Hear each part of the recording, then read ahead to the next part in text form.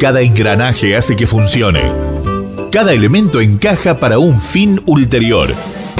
Desde este instante y por 60 minutos, Giorgio Sofós echa luz sobre algunos asuntos oscuros. Esto es Conspiraciones.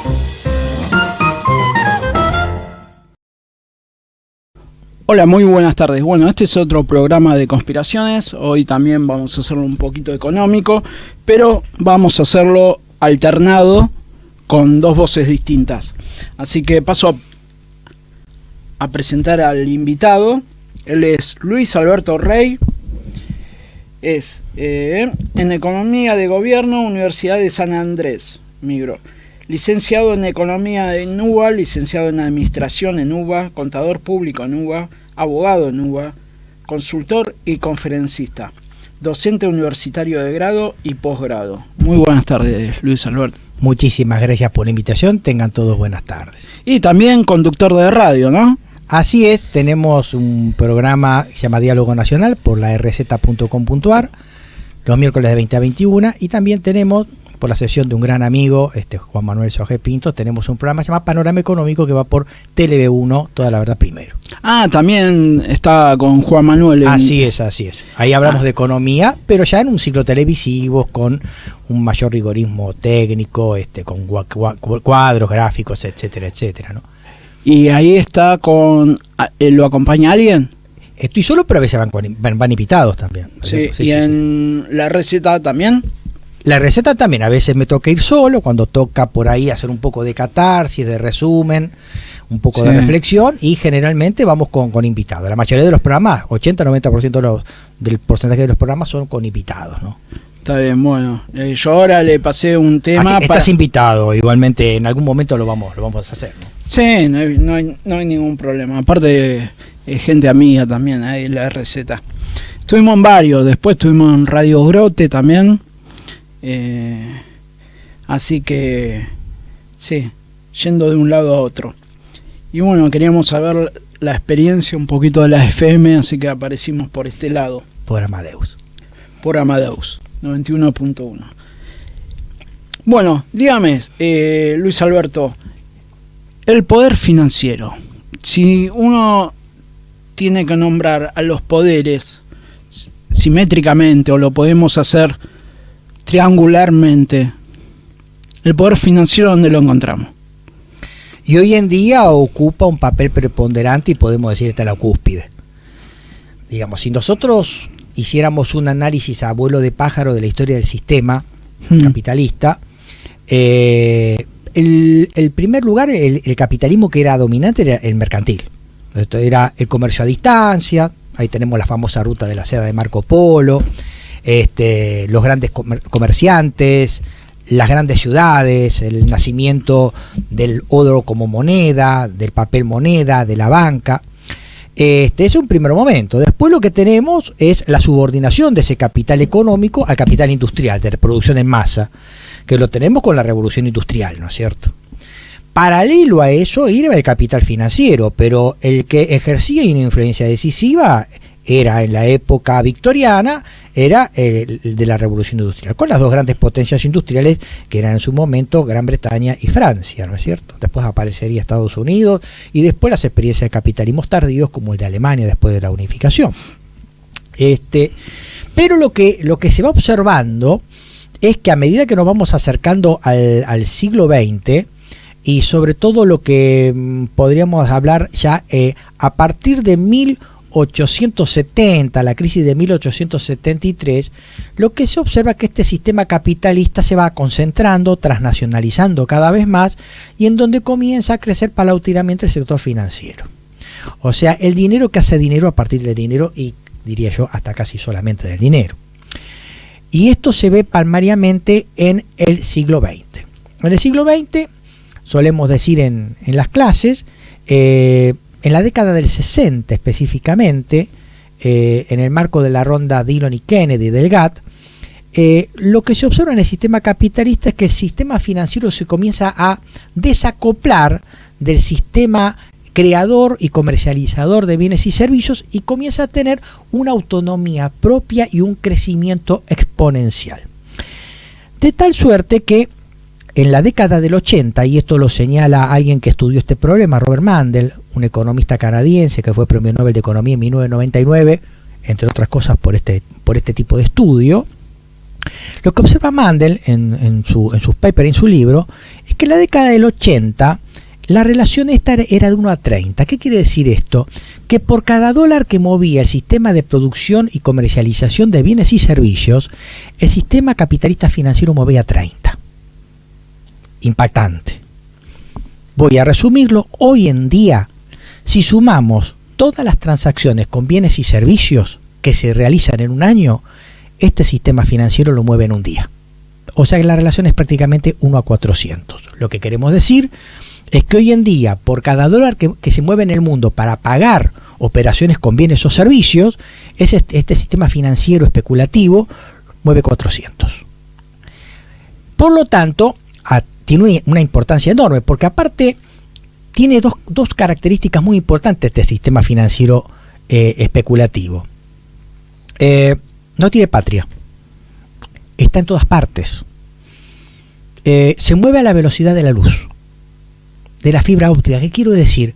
Que una transacción que está ocurriendo en estos momentos en la bolsa de Shanghái inmediatamente impacta en nuestra bolsa o en nuestros negocios, o en Asunción, o en Singapur, en cualquier parte del mundo. O sea, es un sistema que se asemeja a los modelos que se ven en los libros de economía de sistemas financieros eficientes, en donde la información, la decisión que se toma en un lugar del mundo inmediatamente a la velocidad de la luz repercute en otro mercado.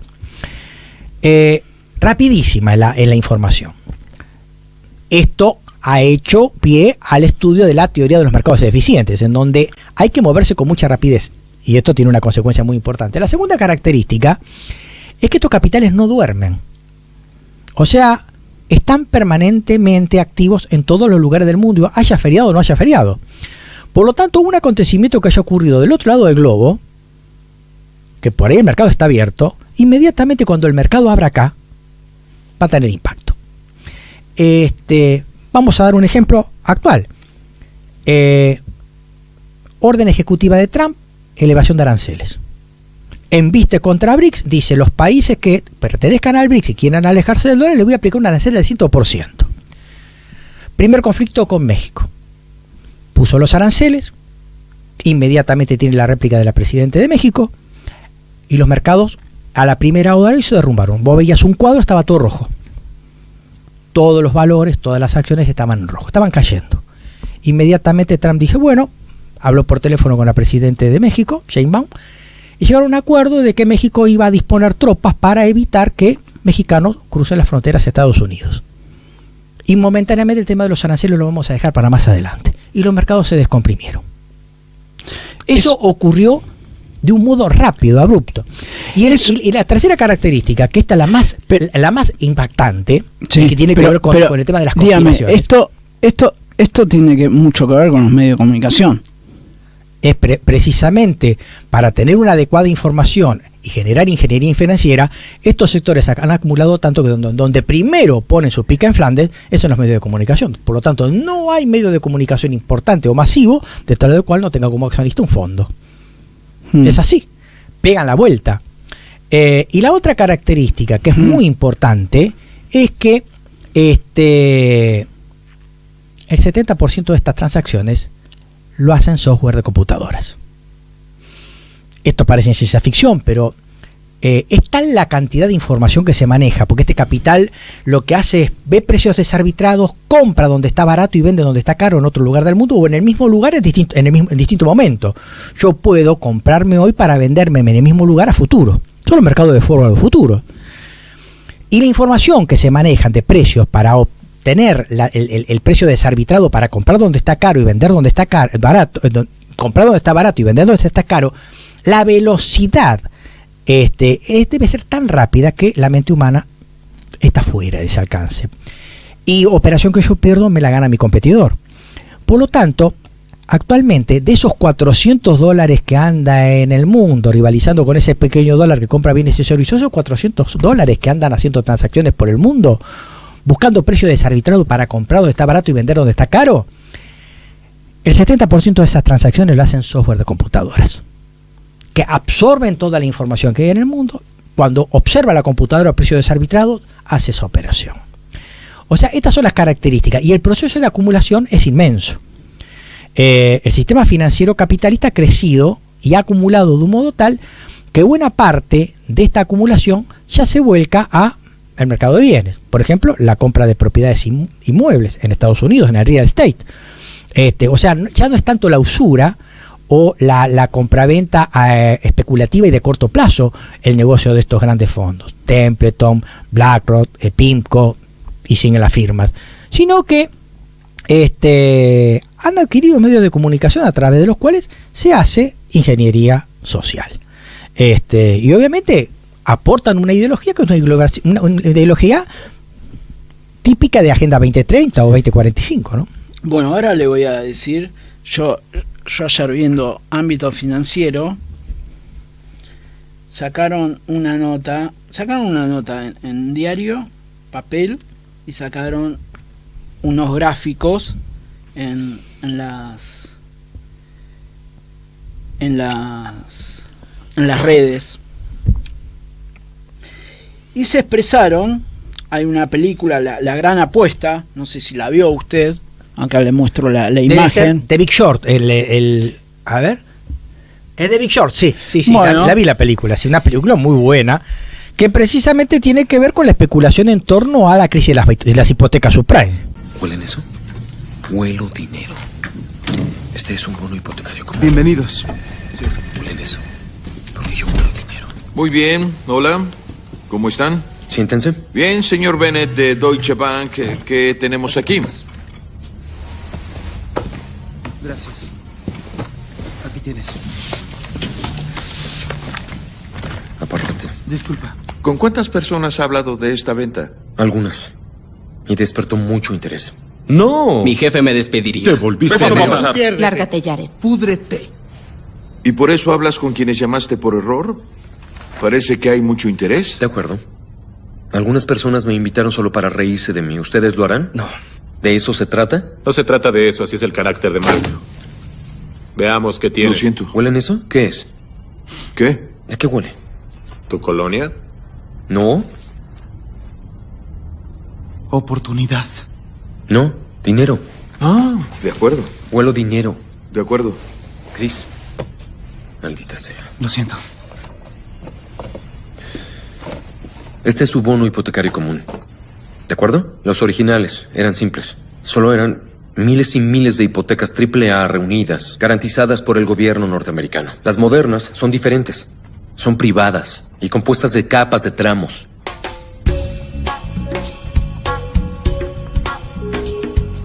El nivel más alto, el AAA, se paga primero. Las B se pagan al último y son las primeras en perder valor. Obviamente, si compras Bs, podrías ganar más dinero, pero el riesgo es mayor y a veces pierden valor. Chris.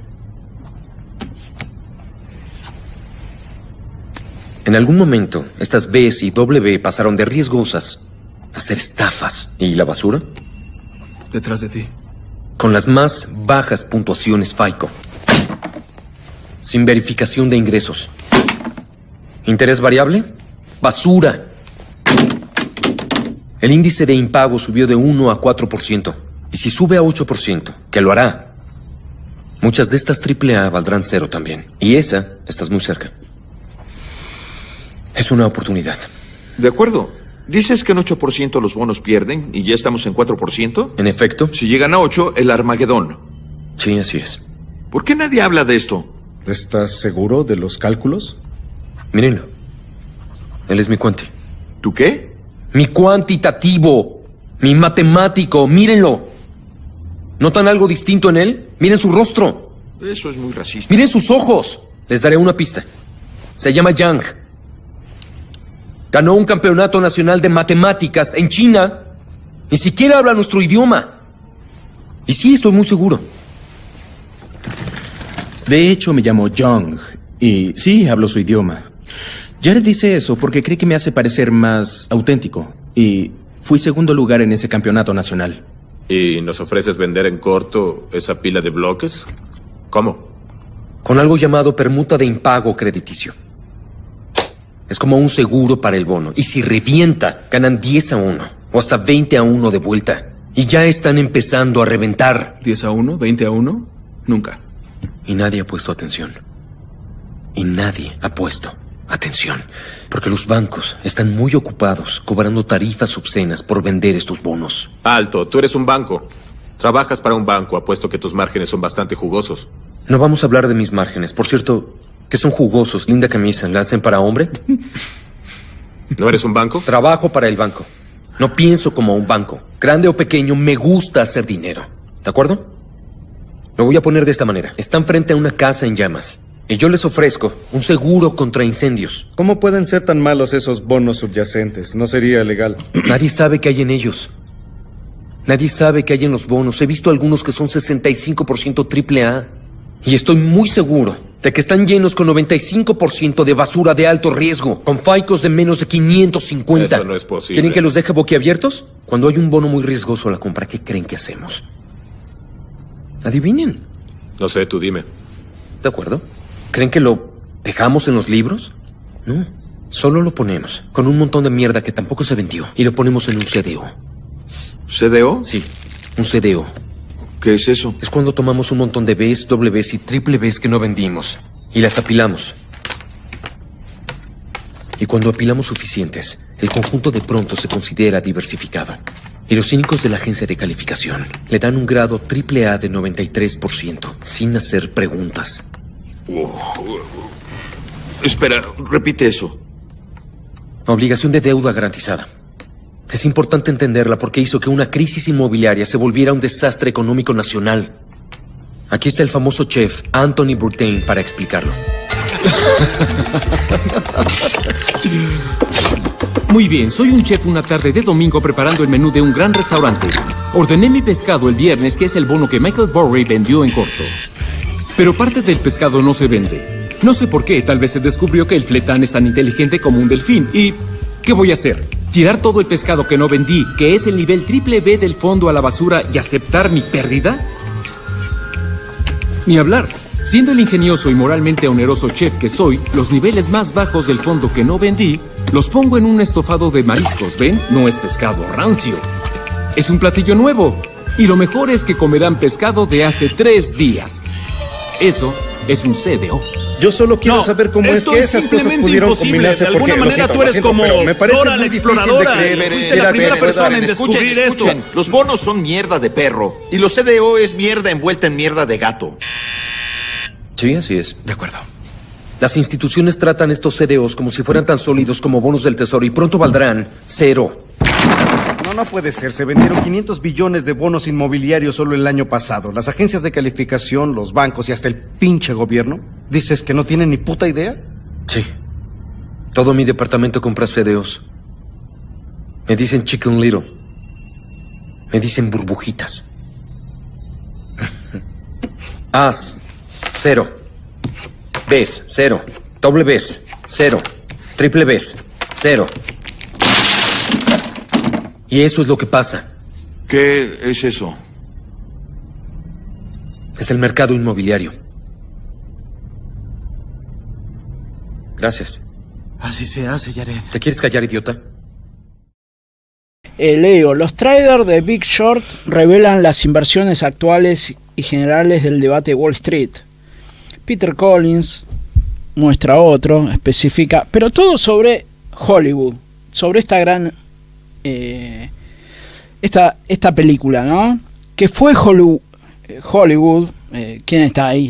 Las grandes bancas, ¿no? Haciendo la película y aparentando que los financistas, nadie la veía venir, eran todos tontos. Salvo esa ¿no? persona que está en la foto que me mostraste. Claro, pero todos eran tontos, ¿no? Entonces, hay otra película, InfoJob, ¿cómo se llamaba? Esa en el 2010, que era un documental. Elliot Spitzer, ex gobernador y fiscal de Nueva York. Los supervisores no hicieron su trabajo. Pudieron cumplir todo lo que yo hice cumplir cuando fui fiscal general, pero no quisieron.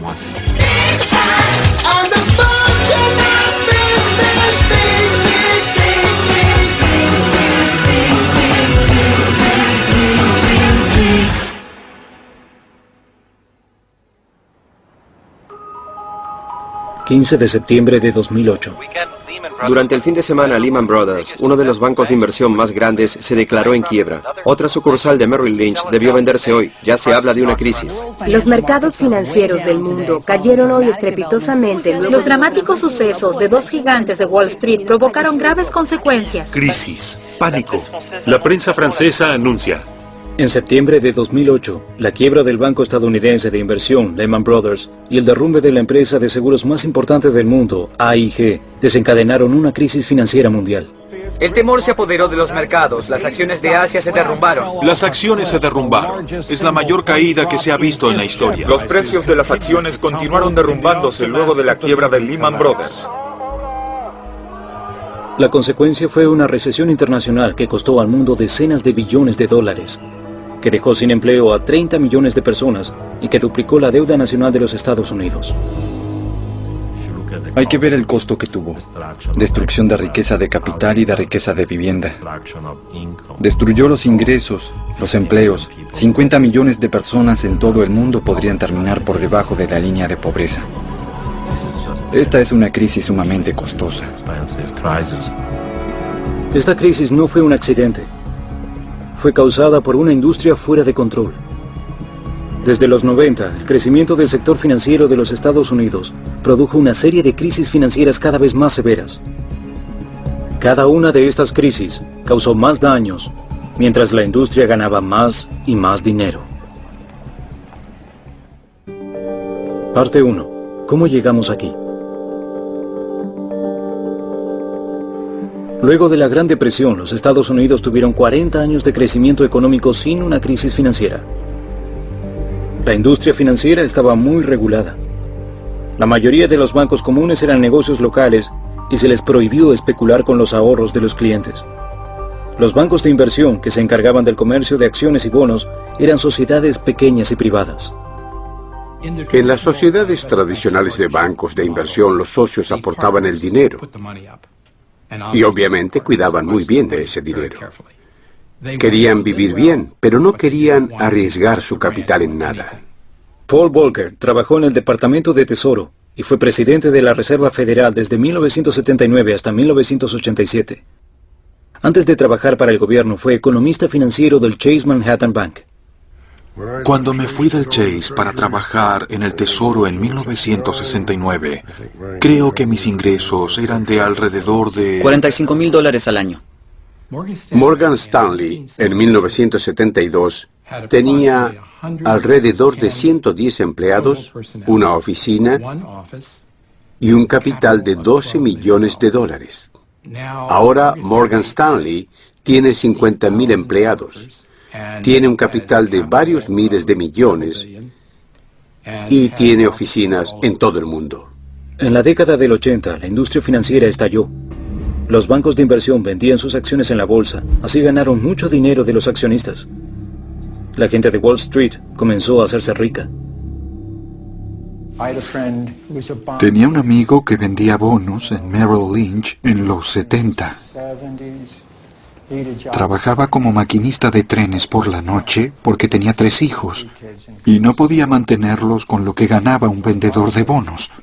Pero en 1986 ganaba millones de dólares y pensaba que era porque era inteligente. Nuestra prioridad con la nación es recuperar nuestra prosperidad económica. En 1981, el presidente Ronald Reagan eligió como secretario del Tesoro al director del banco de inversión Merrill Lynch, Donald Reagan. Wall Street y el presidente coinciden en esto. Hablé con líderes de Wall Street y dijeron que apoyaban al presidente en un 100%. La presidencia de Reagan, con el apoyo de economistas y de lobistas financieros, dio inicio a 30 años de desregulación financiera. En 1982, el gobierno de Reagan desreguló las entidades de ahorro y de préstamo. Les permitieron hacer inversiones de riesgo con el dinero de sus clientes. A fines de la década, cientos de entidades de ahorro y préstamo habían fracasado. Esta crisis costó a los contribuyentes $124 mil millones y a mucha gente los ahorros de toda su vida. Quizás sea el mayor atraco a un banco de nuestra historia. Miles de ejecutivos de ahorro y préstamo fueron a prisión por saquear sus compañías.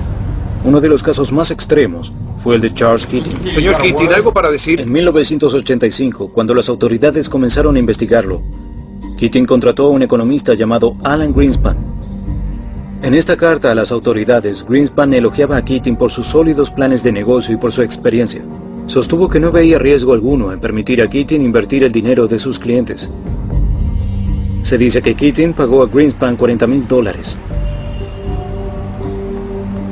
Charles Keating fue a prisión poco tiempo después. En cuanto a Alan Greenspan, el presidente Reagan lo nombró presidente del Banco Central de los Estados Unidos, la Reserva Federal. Greenspan volvió a ser elegido por los presidentes Clinton y George W. Bush. Durante la presidencia de Clinton, la desregulación continuó de la mano de Greenspan y de los secretarios del Tesoro Robert Rubin, exdirector del banco de inversión Goldman Sachs, y de Larry Summers, un profesor de economía de Harvard. El sector financiero, Wall Street, era poderoso, hacía lobby y tenía mucho dinero.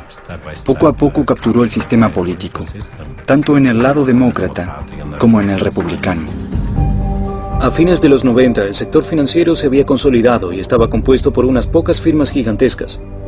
Cada una de ellas era tan grande que su fracaso individual podía hacer temblar a todo el sistema, y la presidencia de Clinton las ayudó a crecer aún más. En 1998, Citicorp y Travelers se fusionaron y dieron origen a Citigroup, la empresa de servicios financieros más grande del mundo. La fusión violaba la ley Glass-Steagall, una ley que había sido aprobada luego de la Gran Depresión y que prohibía que los bancos con depósitos de consumidores participaran de inversiones de riesgo. Era ilegal comprar Travelers. Y Greenspan no dijo nada. La Reserva Federal les dio una exoneración por 1 año y luego aprobaron la ley. En 1999, ante la insistencia de Summers y Rubin, el Congreso aprobó la ley Gramm-Leach-Bliley, a la que algunos llaman Ley de Ayuda a Citigroup. Derogaba la ley Glass-Steagall y abría el camino para futuras fusiones. Robert Rubin luego ganaría 126 millones como vicepresidente de Citigroup. No aceptó ser entrevistado. ¿Por qué hay bancos grandes? Porque a los bancos les gusta el poder monopólico. Porque les gusta el poder del lobby. Porque los bancos saben que cuando son muy grandes, serán rescatados. Los mercados son inherentemente inestables, o al menos potencialmente inestables. Una metáfora apropiada es la de los buques petroleros. Son muy grandes y se tiene que poner el petróleo en compartimentos para evitar que su movimiento haga volcar al barco. El diseño del barco tiene que tener eso en cuenta.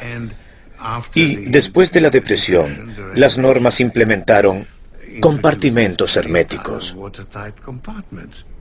La desregulación trajo aparejado el fin de la compartimentación.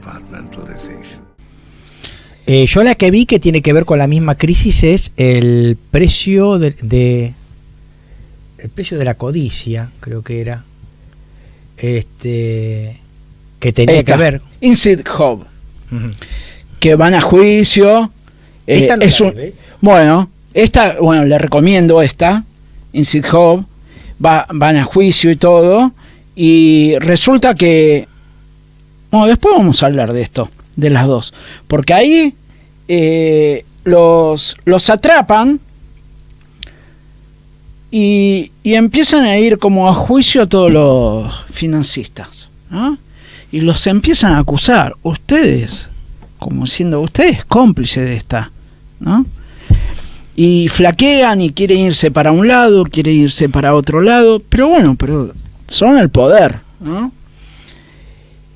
Y entonces yo veo como que si quedaron mal con ese documental, hicieron esta película de Hollywood, que después le voy a recomendar que vea esta, se la voy a pasar, y es impresionante. Hasta hay un libro de George Soros que sacó en el 2007 que ya hablaba de estos casos de la inmobiliaria. Está todo bien, pero en cualquier momento está todo mal, dice George Soros, siempre adelantando, porque es un vivo. Su fortuna aparte es especulativa, quebró el Banco de Inglaterra en su momento. Sí, y hay que quebrarlo, ¿no? Con la ayuda de Rothschild seguramente. lo que ocurre en estos casos es que entiendo que muchas veces el sistema debe generar una especie de disidencia controlada. Y Hollywood muchas veces, en apariencia, hace un cine autocrítico, pero en definitiva termina siendo una disidencia controlada. Y cuando esta disidencia es muy importante, sobre todo hoy en día las redes sociales se han, digamos, no están bajo la tutela de nadie, a menos de la tutela del que es el dueño de la plataforma, muchas veces uno puede encontrarse con un montón de cosas. Cosas buenas, cosas regulares y cosas directamente malas. Y muchas veces esas cosas buenas que uno encuentra son difíciles de encontrar. O son muy difíciles de seleccionar. Pero están. Y hay que saberla descifrar. Y hay que saberlas a buscar. Entonces, cuando vos tenés esa disidencia, ¿de qué modo vos ocultás la disidencia? Y la información la tiene cualquiera, ellos sí. Exactamente. Hoy en día uno puede buscar información y encontrarla. El problema es encontrarla. Porque cuando vos tenés, yo siempre le digo a mis alumnos, cuando vos tenés un elefante en la calle Florida, ¿de qué modo lo escondés? Con varios elefantes. Llenando la calle Florida de elefantes. Entonces vos no vas a encontrar el elefante. Y un poco esto pasa con las redes. Por ahí información, programas, pensadores, vos no lo encontrás. Pero permanentemente lo llenás de elefantes las redes y pasás formando parte de la mediocridad o de la porquería promedio que hay en las redes. Y encima, por ahí saco un informe tuyo, lo compagino, te muestro un par de contradicciones y te embarro bien y formas parte de un conspiranoico loco, de los tantos locos que hay en las redes. El sistema trabaja así. Vos fíjate, por ejemplo, las más llamadas ultraderechas europeas, en muchos casos son disidencias controladas. Por fíjate, Marine Le Pen, en Francia, no es provida. Los sectores tradicionales de tercera posición generalmente son pro vida, o sea, apuntan al bienestar económico y social de su sociedad, de sus camaradas, de lo que ellos llaman la comunidad nacional. Toda una integridad de tipo cultural, idiomática, religiosa y también económica. Sin embargo, fíjate que Marine Le Pen es abortista. Por ejemplo, encontrás otro caso de disidencia controlada en Meloni. Meloni del MSI, o sea, los posfascistas, de repente llega al gobierno y no te hace nada para derogar la ley del aborto que existe en Italia desde 1978. Se sacan fotos con este hombre que falleció hace poco, con Kissinger. Y encontrás también un Milei que forma parte de disidencia controlada, hablando de la cultura woke en un lugar en donde se promueve la cultura woke, que es el Foro Económico Mundial. Aparte, tanto por izquierda como por derecha. Sí, pero yo también veo un tema mucho menor, ¿no? Está en el Foro Económico de Davos, donde se mueve toda la plata del mundo y se pone a hablar de influencia woke. Me parece como que sí. Fue un discurso más que nada para adentro. Fue un discurso para Argentina, porque para el foro es una especie de loquito que se puso a hablar de algo que nosotros fomentamos, tanto por izquierda como por derecha.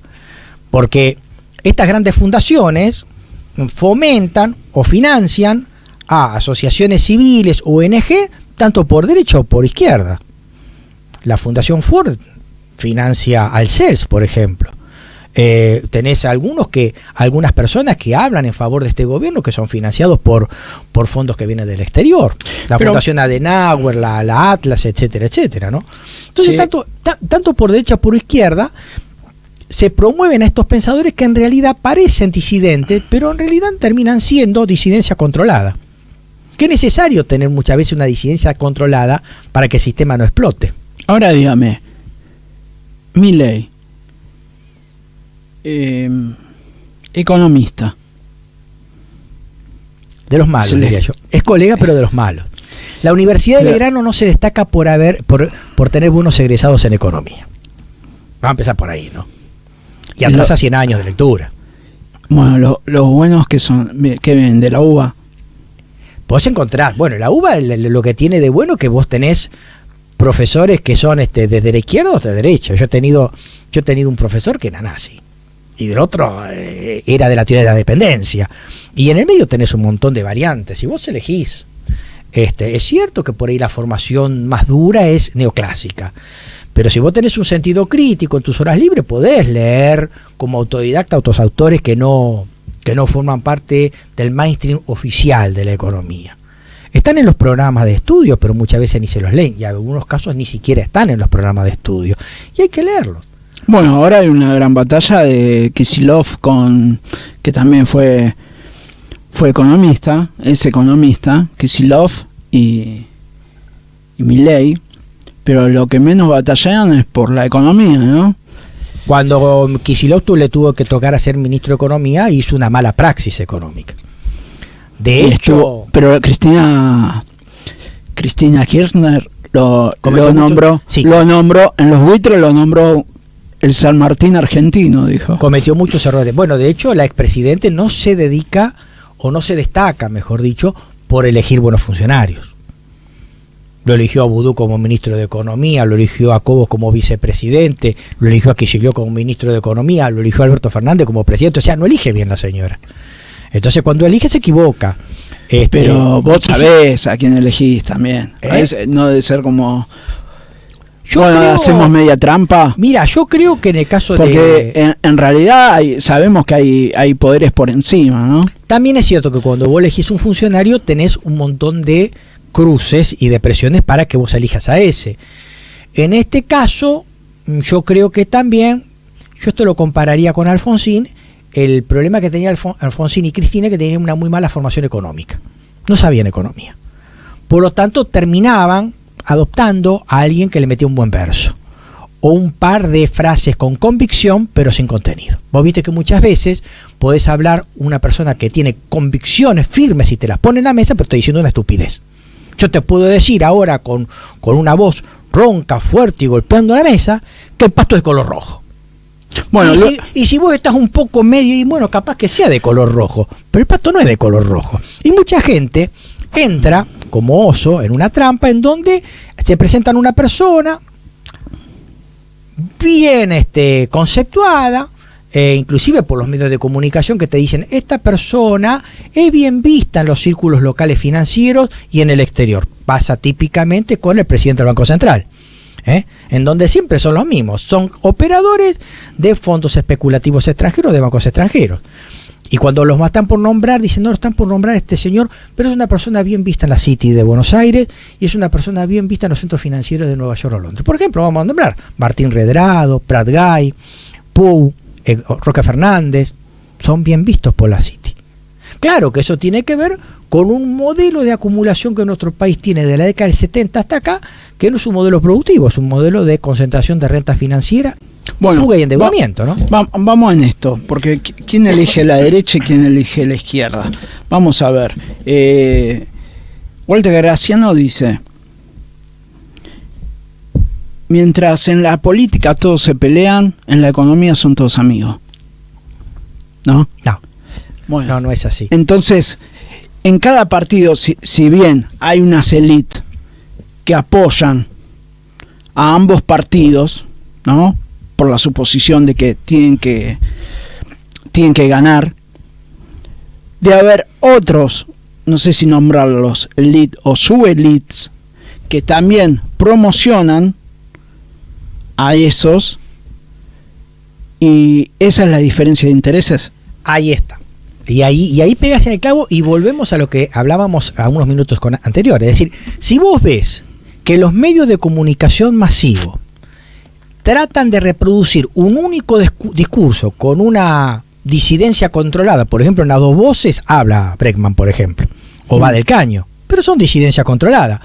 Pero vos ves que en esos programas, o en esos grandes programas como La Nación Más, A24, el Grupo América, y agregaría también Clarín, o TN en este caso, vos ves que permanentemente, me refiero estrictamente a lo económico, siempre van los mismos economistas, y son los mismos economistas que tienen un corte liberal de cabeza. O sea, permanentemente vos ves en cadena el mainstream liberal, en donde permanentemente definen siempre los mismos economistas. Y los otros, los heterodoxos, o la mal llamada heterodoxa, yo digo la economía de la buena, no estamos en los medios. En La Nación Más no aparece Giuliano, no aparece Olmo, no aparezco yo. no aparece Rowley, por ejemplo. Por lo tanto, no existe un modo de pensar uniforme en economía. ¿Por qué? Pero el espectador está acostumbrado a sintonizar La Nación Más, A24 o TN u otros canales que más o menos son repetidoras, medios periodísticos locales o del interior que replican a los de Capital. Estamos hablando, el núcleo duro de la información gráfica es Infobae, La Nación, Clarín, y los diarios del interior replican lo mismo. Hasta hacen corte y pegue muchas veces. Yo he buscado noticias en el interior del país y he visto que no le cambian ni una coma, hace un corte y pegue de lo que publicó Infobae, La Nación o Clarín. Sí. Entonces, cuando vos ves que estrictamente en lo económico siempre vos ves el mismo elenco estable de economistas, que te lo puedo mencionar, ¿no es cierto? Kachanowski, Echevarne, Abraham, Redrado, Prat Gay, el que había muerto, bueno, uno que de Pablo, siempre es lo mismo. Son 20-25 personas que desfilan por todos los canales. Por lo tanto, en estéreo le hacen creer a la gente que eso es la economía y que todos los economistas pensamos lo mismo. No, vos traelo a Rovelli acá, o traelo a Giuliano, a Bacareza, y vas a ver que hay mucha gente que piensa distinto y vemos de distinto modo la economía. Tenemos una alternativa, pero lamentablemente no tenemos la banca de aparecer y exponer nuestro discurso público. ¿Le gusta La Nación? La Nación, diario La Nación.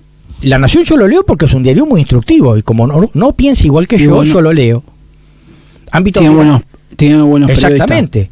Bueno, hay una nota para leerlo. La voy a poner porque la vi hace poco. La voy a poner. 8 meses en el Canal América dije La Nación Más, mi propio diario, se van a ir todos porque Vila se vuelve a América y se van a ir todos. ¿Y qué pasó? No sé si te acordás que lo dije en la tarde. Y dije se va tal y lamentablemente en mi propio diario agradezco que se hayan ido porque en mi propio diario estaban ensobrando y corrompiendo a los periodistas. Y eso yo no quiero, y eso a mí no me conviene. Claro, ahí lo que dice Esmeralda Mitre, que bueno, que el diario en realidad lo tenía la otra familia que eran los, bueno, me salen los nombres, era otra familia que tenía el diario, y bueno, la parte televisiva era una especie de franquicia que la tenía otro capital, ¿no es cierto? Bueno, está bien. Pero hoy en día, lamentablemente, lo que vamos a ver es que América, quizás por una suerte de capitalismo de amigos, va a tener una línea periodística oficialista, también La Nación Más, también TN y A24 también. Por lo tanto, van a transmitir en cadena. Aquellos que se quejaban de 678 en la época del kirchnerismo, acá van a tener una cadena en donde van a replicar el mismo discurso. Entonces van a quedar pocos medios alternativos en donde uno va a tratar de ver algo distinto. De ahí la importancia de las redes sociales o de otros medios más pequeños, que obviamente con los cuales yo tampoco simpatizo, pero que sí van a ser por ahí una vela disidente. Por ejemplo, el Destape, o por ejemplo C5N, que a mí no me gustan, pero va a ser lo único en disidencia en los próximos años. Bueno, pero también le pasa a Luis, que usted ve televisión y están estos nuevos periodistas o periodistas experimentados, hablan con algún economista, y ahí se nota cómo embrollan a la gente. Sin duda. ¿Y usted qué dice? Porque más que nada usted que sabe economía, sabe que como que si finanzas y economía es todo igual, es como que si es un cuento chino que le quieren mandar. ¿Qué dice? Yo lo único que tengo que hacer es mirar, ponerme mal, enojarme, contestarle a la televisión y nada más. Y después, bueno, tengo dos medios en donde yo por lo menos contribuyo con mi granito de arena: Diálogo Nacional y Panorama Económico, en donde generamos un contradiscurso. Pero estamos por debajo del radar. Pero como le decía ayer a un gran amigo, Franco Arena, en un programa que se llama Italia Tricolore, decía, ¿qué hacemos? Y bueno, ¿y qué hacemos? Y qué hacemos es insistir en lo mismo. Había un santo padre que decía que cuando algo está mal aunque lo hagan todos. Y cuando algo está bien aunque no lo haga nadie. Y lo que tenemos que hacer nosotros es persistir sobre estas ideas que consideramos que son las mejores que nos puede caer como país. Reconstituirnos culturalmente, nuestro idioma, nuestra cultura, nuestro folclore, y nuestra economía en una economía de inclusión de todos. Y una economía de inclusión de todos los argentinos es una economía industrial. Nosotros somos industrialistas, somos desarrollistas. Para nosotros la economía es esto, son bienes, con los cuales se satisfacen las necesidades de los seres humanos, que es el objeto de la economía. Principal objeto del plan divino. Por lo tanto, nosotros creemos en eso. No creemos en la economía del dinero para hacer dinero y solo de dinero. No creemos en la economía cripto. No creemos en la economía especulativa de la mesa de dinero. No creemos en eso. La economía se define como la ciencia social que estudia las actividades de producción, distribución y consumo de bienes y servicios para la satisfacción de necesidades. Tomar agua, ponerme los antojos para leer mejor. Es eso la economía. ¿Usted piensa que no es timber con cripto? ¿Qué hay detrás de una cripto? ¿Usted piensa que a los economistas los van a reemplazar con inteligencia artificial? Yo creo que a la economía mayoritaria sí. A los que tienen un modo distinto y original de pensar, no. Porque vos, por ejemplo, ves que hoy en día la IA no es otra cosa más que un buscador hiperrápido de información. Entonces, si yo busco algo de economía, por ejemplo, ¿cuáles son las medidas usuales que se toman en economía? Evidentemente, el buscador me termina llegando en un texto el discurso del mainstream liberal. Probalo y va a ser así. ¿Por qué? Porque es lo que está, por así decirlo, impermeabilizando toda la gran avenida de información. Pero en la medida en que vos tengas que buscar algo original, un contradiscurso, eso no lo encontrás en la inteligencia artificial. Porque lo tenés que crear. Bueno, a los agentes de bolsa ya cualquier momento parece que los corren, ¿no? Y si se trata, vos fíjate que te estaba hablando que si se trata de actuar sobre precios desarbitrados y que en este modelo de mercados de economía eficiente el 70% de estas operaciones las hacen software de computadoras, hoy en día con mayor ahínco reafirmo lo que te dije hace unos minutos, es decir, pasa eso, es decir, algunas actividades van a ser víctimas de la inteligencia artificial. Ese simple hecho de comprar barato para vender caro, evidentemente, como decía Belgrano, evidentemente va a ser suplido por la inteligencia artificial. Bueno, vamos a un corte, vamos con un tema, Ricardo, que estará en puerta, y hacemos un impasse acá con Luis. Vamos a sacar un llamado unos minutos y después volvemos con Luis.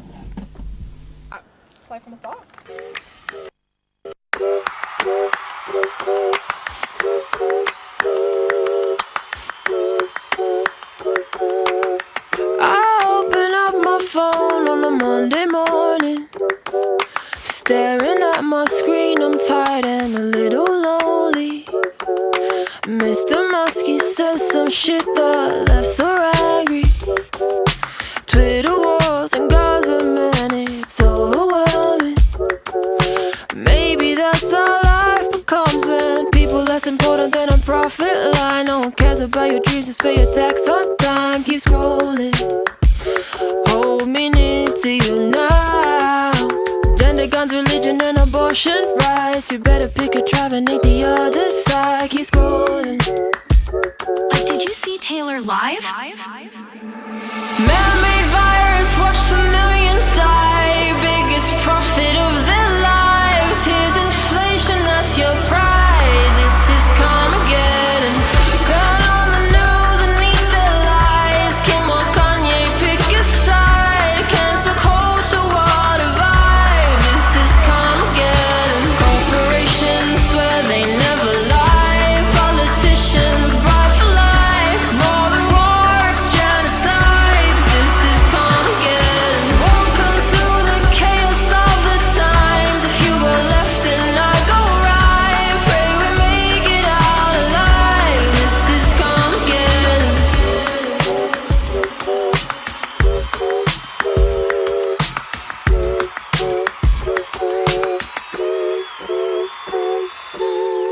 It's Fashion Week, celebs lose ribs. Balenciaga, how's the kids? Just as Stray Keys losing beef.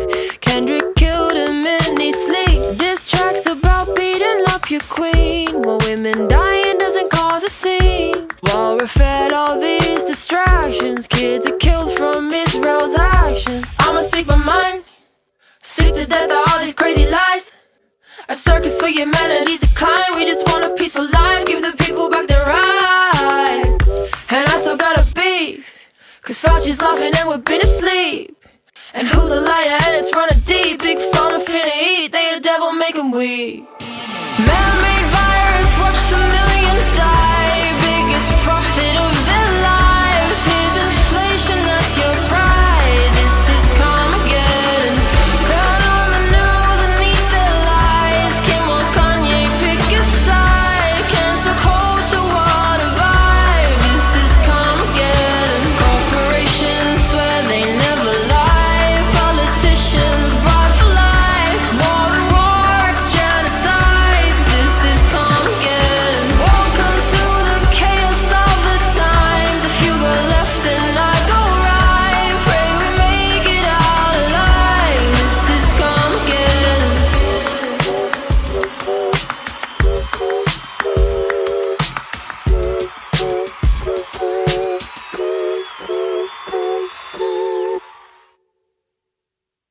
Bueno, pasó una cantante que se llama Iya Mike. Y bueno, esta cantante es australiana, 32 años, médica, divulgó mucho, hizo este tema, se le fue la productora, se le fue el representante, dijo, cambia la letra, dijo no. Bueno, lo bancó ella, salió en el top 2 de Australia y todo, y bueno, y sigue ella insistiendo, ¿no? Ahora tiene una producción nueva y todo, pero bueno, va para adelante, aunque divulga y dice muchas cosas, critica, ¿no? De todas las cosas reales que está pasando, pero bueno, es complicado cuando se habla demasiado, ¿no? Se dice demasiado la verdad y caso por caso. Bueno, pero lo queríamos mostrar, así que después, bueno, lo recomendamos que lo puedan traducir porque está muy bueno el tema. Y del otro lado ya lo tengo a otro economista, a Héctor Juliano, que queríamos hablar un poquito sobre el tema buitre. ¿Cómo anda, Héctor? ¿Qué tal, Jorge? ¿Cómo te va? ¿Qué decís? Muy bien, ¿usted? Bien, trabajando en casa y bueno, vos me habías dicho que me llamabas, así que estaba... Sí, quería tratar un tema especial con usted, Héctor. Sí. Teníamos unos minutos porque después quería retomar con Luis. Los últimos Luis Alberto Rey. Con Luis Alberto Rey, bueno. Lo tengo acá, pero bueno, este tema lo quería hablar con usted. Le mando un gran abrazo, Héctor, que tenga un buen año. Igualmente, Luis Alberto. No quería, entonces lo escuchamos atentamente. Breve no interrumpa tu. No, para nada. No. Lo escuchamos atentamente. Yo para así no se me hacía tarde y me impedía. Decime, sí, rápido, yo estoy a tu disposición. Bueno, el tema buitre que nos repara en este momento. A ver, primero, para los oyentes, no sé si lo habrán tocado con Luis Alberto, pero ¿qué es un fondo buitre? Por definición, lo que llaman hedge fund o fund en Estados Unidos. Un fondo buitre es un fondo de inversión. Aclaremos para los oyentes que un fondo de inversión es lo que llamamos vulgarmente una vaca de colocación financiera. Si vos, en lugar de hacer una colocación financiera en un plazo fijo o en un fondo de inversión, lo haces en conjunto con otras personas, obtenés mejores condiciones porque eso lo administra un fondo especializado. Hasta ahí, en principio, conceptualmente no hay nada malo, es decir, en lugar de hacer una inversión solo, lo haces junto con otros. Lógicamente, el mundo está lleno, como lo vemos todos los días, de estafadores que se montan sobre estos fondos de inversión y después por ahí terminan tragándose el dinero de los inversionistas. Pero el concepto de fondo buitre viene de lo siguiente, de que cuando un país emite títulos de deuda y no los puede pagar y entra en default o amenaza entrar en default, el valor de esos títulos, letras, bonos, títulos de la deuda pública, cae abruptamente en bolsa. Ejemplo de la Argentina. La Argentina ya en la época del Plan Brady, después volvió a ocurrir en el año 2001 con el default. Los títulos de la deuda que se habían emitido por 100 se cotizaban al 20% de su valor. Quiere decir, cae el valor de los títulos en bolsa porque nadie quiere comprar un título que es un pagaré de un país que está en default, que no puede cumplir con sus obligaciones. ¿Qué pasa? Estos fondos buitres, que no son nenes de pecho, son fondos pesadísimos y además en algunos casos gangsteriles, ¿no? O sea que no podés escapar una vez que entras en la trampa. Estos fondos buitres compran esos bonos, por eso lo llaman bonos basura y por eso viene la idea de fondo buitre que se alimenta de carroña. Compran estos bonos basura cuando el título cayó, como en el caso de la Argentina, cuando fue en el plan Brady, si no me equivoco, y ahí Luis Alberto me puede corroborar, también los títulos llegaron a caer al 17, al 14% de su valor, o sea, nada, es como si vos emitís un pagaré y nadie te lo quiere tomar, salvo que se lo vendas al 14% de su valor nominal, ¿no? Entonces, ¿qué ocurre? Estos fondos buitres compran estos bonos basura cuando valen poco y después fabrican en cierta medida una recalificación del país para que el valor de los bonos suba. Esto, para decirlo brevemente y no robar mucho tiempo, es lo que la última vez que ocurrió fue con el crack de Macri en abril del 2018. Todo andaba bien, lo peor había pasado, etcétera, todo un discurso optimista, pero resulta que el 25 de abril del año 2018, el fondo, el banco Morgan Stanley retiró en un día entre 800 y 1.000 millones de dólares de la reserva y se disparó una corrida cambiaria. A raíz de eso, los bonos argentinos volvieron a caer y unos ignotos, porque todo lo que hay en este movimiento es secreto, unos ignotos fondos buitres pesados de Wall Street compraron esa deuda argentina en default que cayó Macri, lo compraron a un valor de aproximadamente 20-22% en promedio de su valor.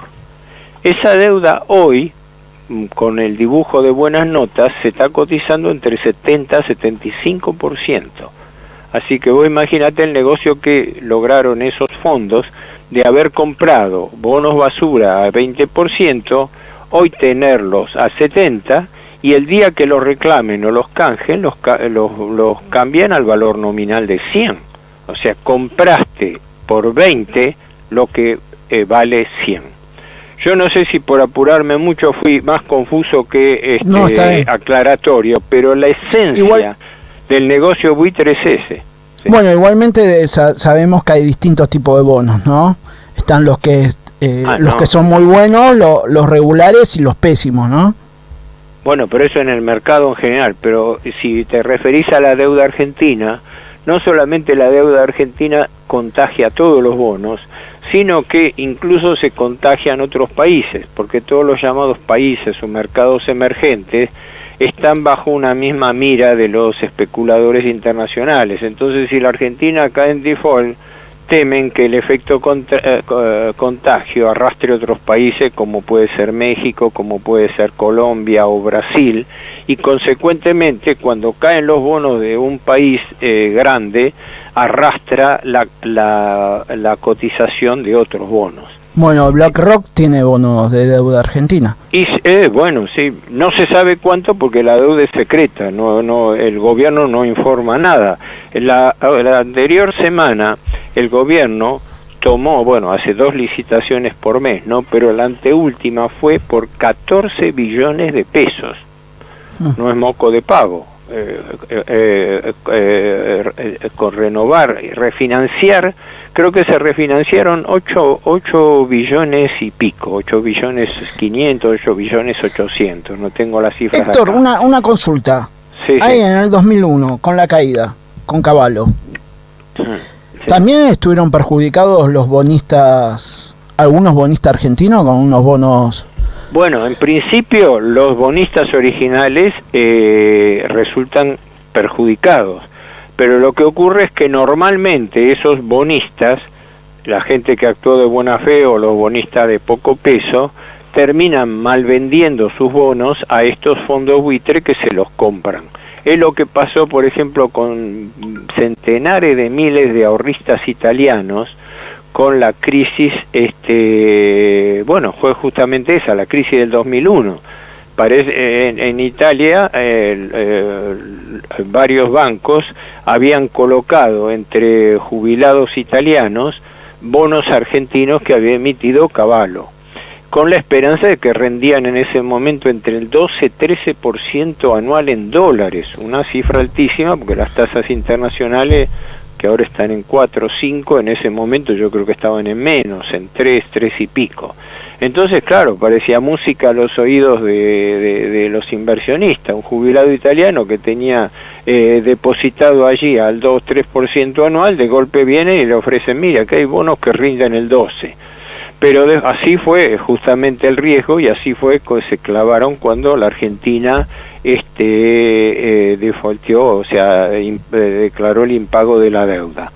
Entonces, ¿qué ocurre? ¿Esos bonos dónde fueron a parar? Y los pequeños ahorristas se desprendieron por cualquier cosa. Entonces los fondos buitres le compraron a los ahorristas esos títulos, como te decía, a valor que llegó a cotizar 17 y hasta 14% de su valor nominal de 100. O sea, estafaron a los tenedores legítimos, digamos así, comprándoselo por un valor irrisorio. Es un tema muy complejo desde el punto de vista de la operatoria bursátil, pero conceptualmente, no sé si lo sinteticé bien, conceptualmente en eso consiste la tarea del fondo buitre. Un fondo de inversión pesado que mueve mucho dinero y que se especializa, porque los estudios que hacen eso se especializan, como fue el caso de la Argentina con el famoso fondo de management, pero que dirigía, y el otro abogado que también está en esto ahora con juicios contra la Argentina, Hrasny, pero ahora se me escapó el nombre del famoso inversor financiero que le hizo los juicios a la Argentina. Paul Singer. ¿Cómo? Paul Singer, Héctor. Paul Singer, gracias, se me hiciste acordar, claro. Y el que era socio y abogado de él, me acordaba, Hrasny, porque ahora apareció de vuelta con el reclamo del Ojolau pendiente. Exacto. Paul Singer era del fondo mayoritario. Y en ese momento, este abogado, Hrasny, era socio de él, era abogado del estudio. Ahora se independizó y el tipo se especializa en hacer operaciones de fondo buitre. Está todavía activo, creo que ganó el otro día, estuvo involucrado en este fallo que sacó la jueza Presca por 310 millones de dólares. Y este tipo está en contacto permanente con la gente de gobierno, porque él lleva adelante juicios, se especializa en eso, se especializa en lo que se llama compra de títulos para pleitear, que por la ley norteamericana está prohibida, pero por una excepción se permite cuando los títulos no son norteamericanos. O sea, es delito en Estados Unidos comprar títulos en default como fondo buitre para pleitear, pero no lo está cuando esos títulos son de terceros países. Un apañamiento imbancable, ¿no? Sí. Escúchame, sí. Héctor, bueno, lo estamos despidiendo y yo termino. Sí, no quería robarle tiempo a Luis Alberto, porque siempre digo que te temo a veces que la entrevista de uno le roba tiempo al otro, pero es un gusto compartirlo con vos, Luis Alberto. Muchísimas gracias, Héctor. Lo tenemos muy prontamente en el aire. Ok, estamos al habla. Abrazo grande, nos encontraremos. Chao, suerte. Tal vez. Bye. Bueno, yo le dejé una tarea a usted, Luis. No sé si la hizo. Pero ¿qué es una frase o un libro o algo que lo haya despertado a usted? Cuando lo leyó y dijo, ¡paf! Como diciendo, ¿no? Le abrió esa mente y dijo, no sabía que era tan así, pero veo que hay libros que lo dejan así. O frase o algo de una frase que yo siempre la tengo muchas frases, pero una frase de una persona que yo admiro mucho, me inspiró mucho en mi vida académica, que fue don Manuel Belgrano, el primer economista de Río de la Plata, ¿no es cierto? Primer industrialista, diría yo, fundador de ciudades, liberal. No, pues sabés que no. Estudiándolo bien, Manuel Belgrano. 2 minutos. No era ver. Yo creo que el gran desafío que tenemos los argentinos es ser artífice de nuestro propio destino y de nuestro propio país. Y una frase de Belgrano que siempre me quedó en el corazón por su grandeza y humildad era aquella que decía yo no me considero un padre de la patria, me contentaría con ser un buen hijo de ella. Y me parece que lo que tenemos que hacer los argentinos es no agrandarnos ante lo que no nos corresponde, y ponernos a trabajar todo detrás de un destino común, ser verdaderos y dignos hijos de esta patria. Perfecto. Bueno, nos quedamos con esa frase y bueno, nos estamos viendo ya para la próxima semana, así que veremos quién viene. Bueno, fue todo hasta hoy. Muchísimas gracias, Luis. Así que bueno, nos estamos viendo la semana que viene acá en FM Amadeus 91.1 o radioamadeus.com.ar. Bye. La siguiente crisis llegó a fines de los 90. Los bancos de inversión fomentaron una gigantesca burbuja con las acciones de empresas relacionadas con Internet, que terminó con un crack en 2001 que causó $5 billones de pérdidas en inversión. La Comisión de Bolsa y Valores, o SEC, la agencia federal creada durante la depresión para regular la banca de inversión, no había hecho nada. Ante la ausencia de acciones federales significativas, no hubo ninguna. Y dado el evidente fracaso de la autorregulación, es necesario que otros intervengan e implementen la protección necesaria. Las investigaciones de Eliot Spitzer revelaron que los bancos de inversión habían publicitado a compañías de Internet que sabían que iban a fracasar. A los analistas bursátiles les pagaban en relación a la cantidad de negocios que generaban, y lo que decían en público era muy distinto a lo que decían en privado. Infospace, que recibió la calificación más alta, fue rechazada por un analista que la tildó de basura. Excite, que también tiene esta calificación, fue tildada de maldita basura. La defensa, argumentada por muchos de los bancos de inversión, no fue que estábamos equivocados, sino que todos lo estaban haciendo y que sabían lo que sucedía y que no debíamos confiar en los analistas. En diciembre de 2002, 10 bancos de inversión resolvieron la situación con un total de $1.400 millones y prometieron cambiar sus métodos. Scott Talbot es el mayor lobista de la Mesa Redonda de Servicios Financieros, uno de los grupos más poderosos de Washington que representa casi todas las empresas financieras importantes del mundo. ¿No le molesta que muchas de las empresas a las que representa hayan participado en actividades delictivas a gran escala? ¿Podría ser más específico? Bueno... Antes que nada, la actividad delictiva no debe aceptarse, punto.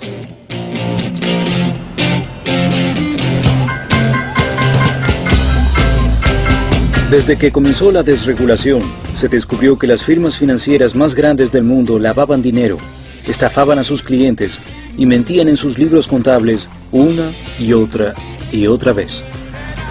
JP Morgan sobornó a funcionarios del gobierno. Riggs Bank lavó dinero para el dictador chileno Augusto Pinochet.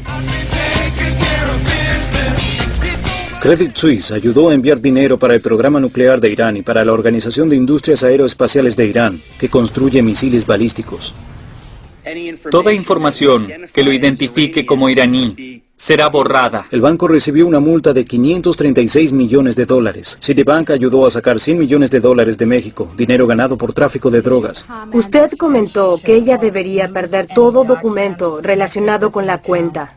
Lo dije en broma. Fue al comienzo de todo esto, no lo dije en serio. Ha llegado el final, pero a estar atentos, porque detrás de cada asunto aparentemente inocente hay un motivo oculto.